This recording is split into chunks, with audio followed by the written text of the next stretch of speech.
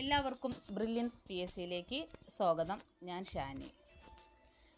നമ്മൾ 2 ദിവസമായിട്ട് ഒരു ടോപ്പിക്ക് തന്നെ ചെയ്തുകൊണ്ടിരിക്കുകയാണ്. അതായത് ഇന്നലെ തീർക്കണമെന്ന് കരുതിയിരുന്നു. അപ്പം വീഡിയോ ഒരുപാട് ലെങ്ത് ആവുമെന്ന് കരുതിയിട്ട് അത് ഇന്നലെയും തീർന്നില്ല. അപ്പോൾ നമ്മൾ ഇതുവരെ ചെയ്ത വീഡിയോസിൻ്റെ ഒക്കെ ലിങ്ക് ഡിസ്ക്രിപ്ഷനിലുണ്ട്. അപ്പോൾ കാണുന്നവർ ആദ്യം അത് കണ്ടതിന് ശേഷം വേണം ഈ ക്ലാസ്സുകളൊക്കെ കാണാൻ കേട്ടോ.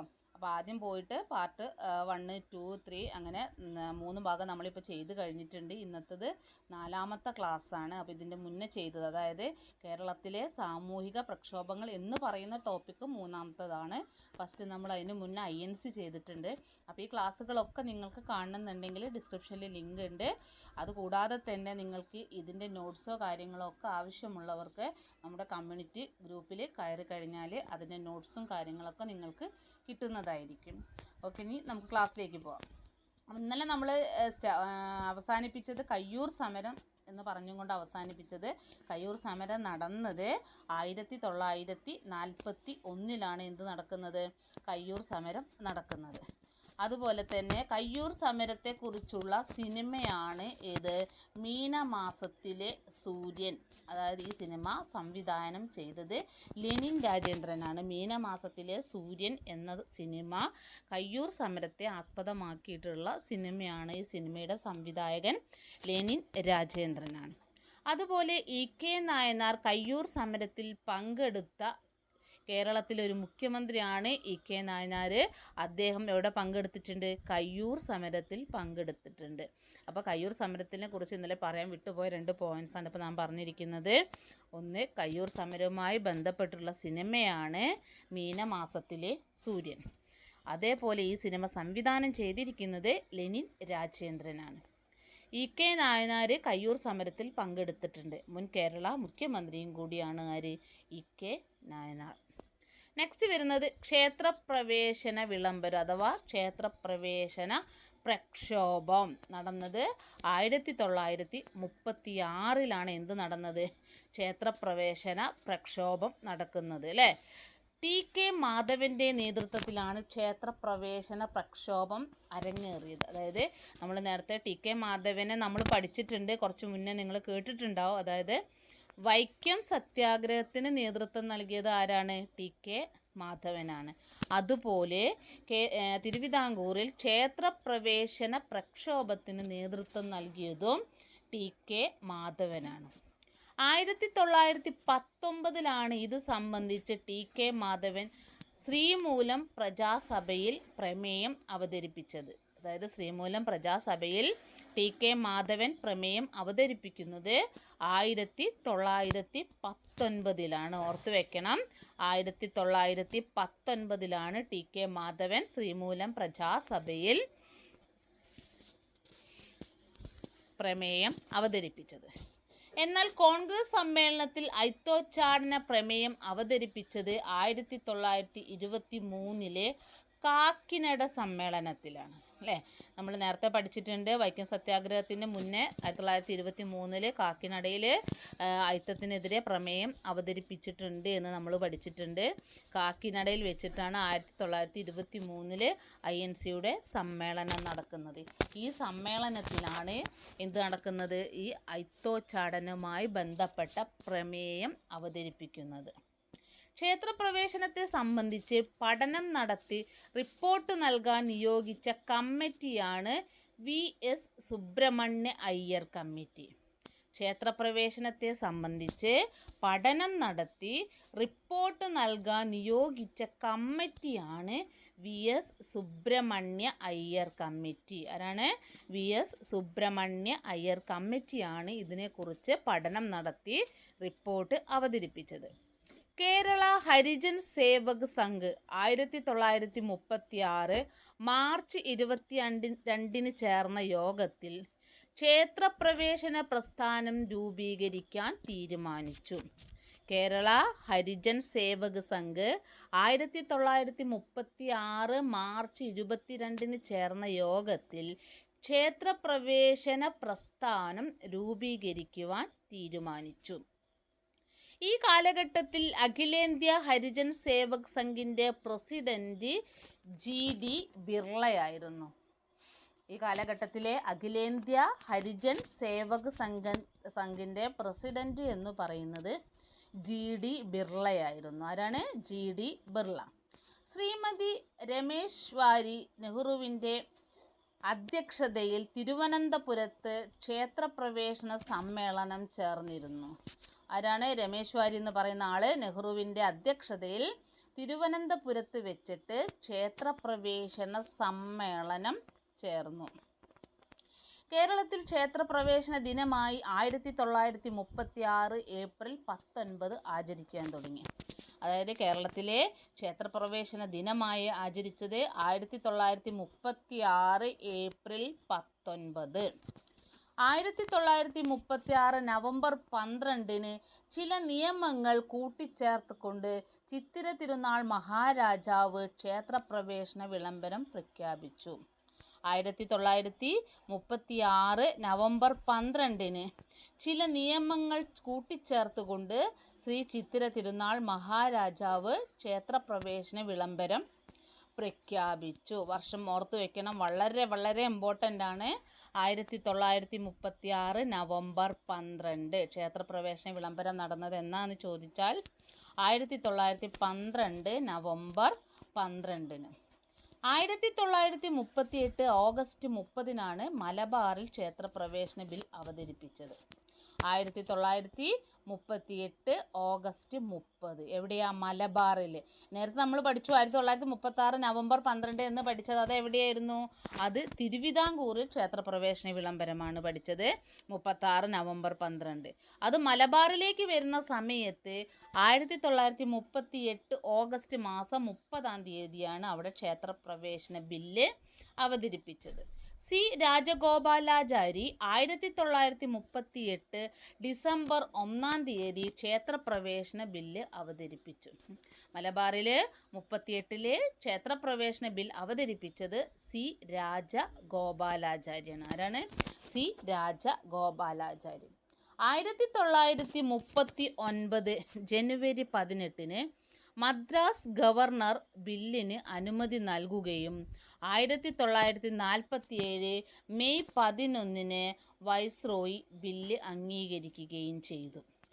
1939 ജനുവരി 18 മദ്രാസ് ഗവർണർ, അതായത് നമ്മൾ പറഞ്ഞു മലബാറിലെ ക്ഷേത്രപ്രവേശന ബില്ല് അവതരിപ്പിച്ചത് 38 ഓഗസ്റ്റ് 30 പറഞ്ഞു. ഈ ബില്ല് 39 ജനുവരി 18 മദ്രാസ് ഗവർണർ അതിനുള്ള അനുമതി നൽകുന്നത്. 1947 മെയ് 11 വൈസ്രോയി ഈ ബില്ല് അംഗീകരിച്ചത്. 47 മെയ് 11. കിടുവത്ത് കൃഷ്ണൻ നായർ ആയിരുന്നു സ്വാഗത കമ്മിറ്റിയുടെ പ്രസിഡന്റ്. ആരാണ്? കിടുവത്ത് കൃഷ്ണൻ നായരായിരുന്നു സ്വാഗത കമ്മിറ്റിയുടെ പ്രസിഡന്റ്. 1947 ജൂൺ 2 മലബാർ ക്ഷേത്രപ്രവേശന വിളംബരം നടന്നു. അപ്പോൾ മലബാറിൽ ക്ഷേത്രപ്രവേശന വിളംബരം നടന്നത് 1947 ജൂൺ 2. തിരുവിതാംകൂറിൽ 1936 നവംബർ 12. എന്നാൽ 1947 ഡിസംബർ 20 കൊച്ചിയിൽ ക്ഷേത്രപ്രവേശന വിളംബരം നടന്നത്. കൊച്ചിയിൽ ക്ഷേത്രപ്രവേശന വിളംബരം നടന്നത് 1947 ഡിസംബർ 20.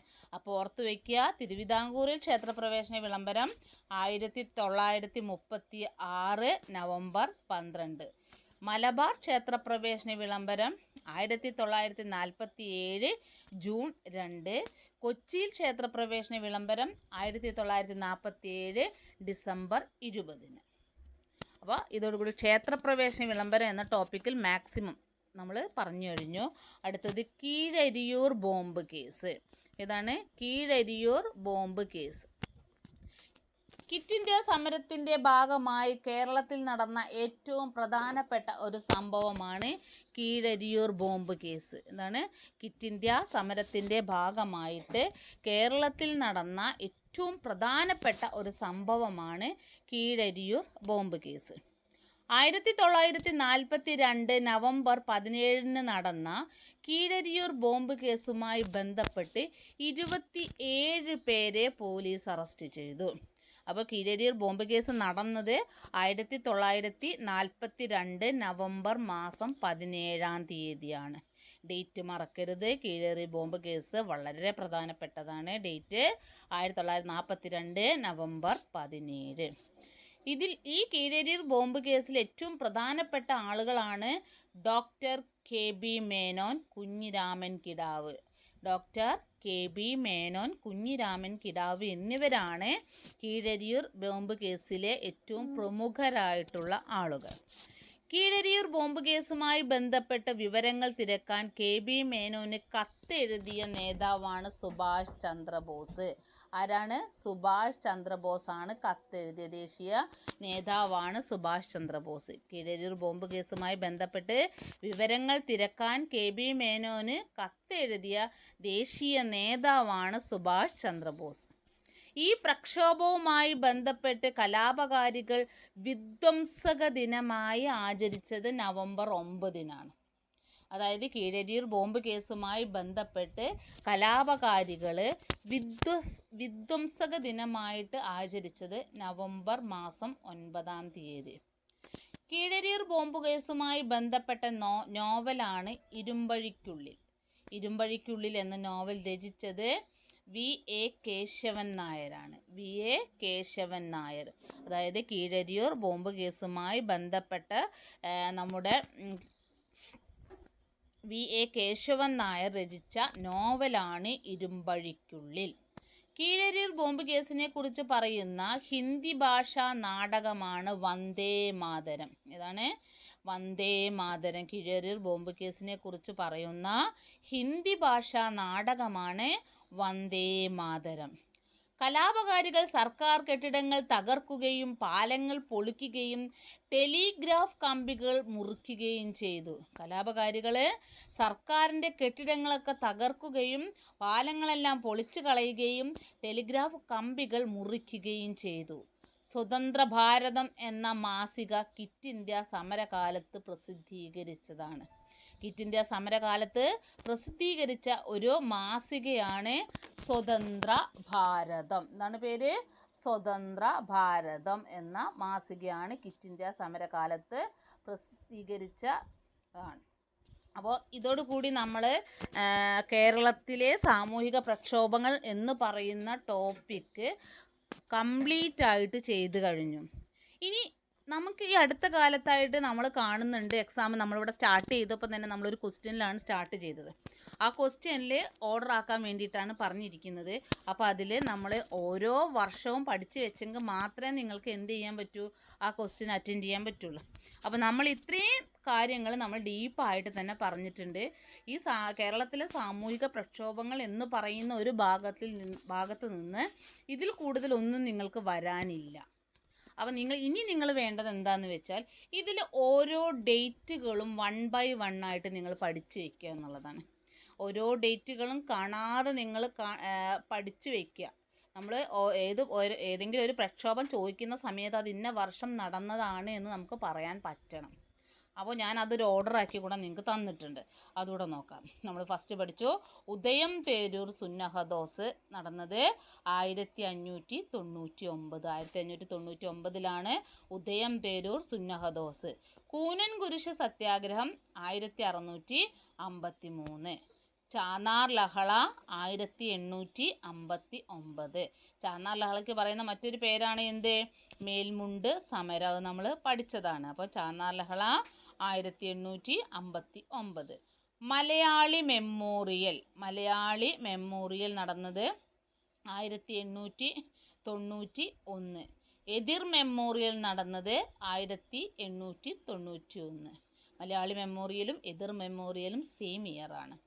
ഈഴവ മെമ്മോറിയൽ നടക്കുന്നത് 1896 ഈഴവ മെമ്മോറിയൽ. മിശ്രഭോജനം 1917. അതുപോലെ 1917 നടന്ന മറ്റൊരു പ്രക്ഷോഭമാണ് തളിക്ഷേത്ര പ്രക്ഷോഭം. കേരളത്തിൽ അയിത്തത്തിനെതിരെ നടന്ന ആദ്യത്തെ പ്രക്ഷോഭമാണ് തളിക്ഷേത്ര പ്രക്ഷോഭം. പൗരസമത്വവാദ പ്രക്ഷോഭം 1919. പൗരസമത്വവാദ പ്രക്ഷോഭം 1919.